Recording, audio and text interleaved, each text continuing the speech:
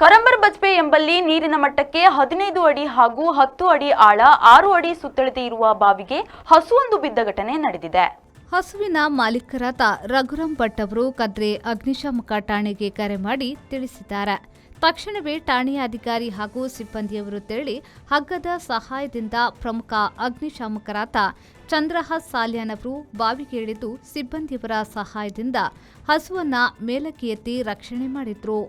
ಕಾರ್ಯಾಚರಣೆಯಲ್ಲಿ ಸಹಾಯಕ ಅಗ್ನಿಶಾಮಕಾಧಿಕಾರಿ ದಯಾಕರ್, ಪ್ರಮುಖ ಅಗ್ನಿಶಾಮಕಾಧಿಕಾರಿ ಚಂದ್ರಹಾಸ್ ಸಾಲ್ಯಾನ್, ಮಂಜುನಾಥ್, ಚಾಲಕ ಪುಂಡಲೀಕ, ಅಗ್ನಿಶಾಮಕದ Puneeth, Abhishek ಭಾಗವಹಿಸಿದ್ರು.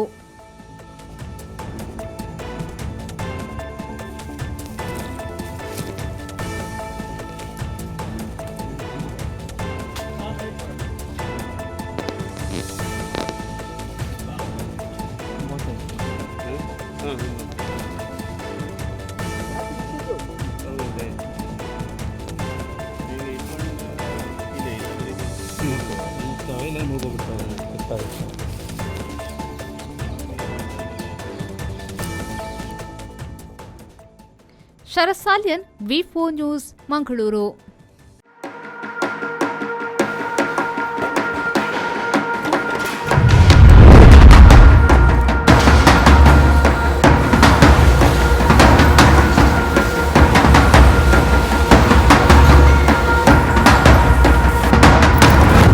Friends Winner and Ply, Industrial Area, Baikampadi, Mangaluru.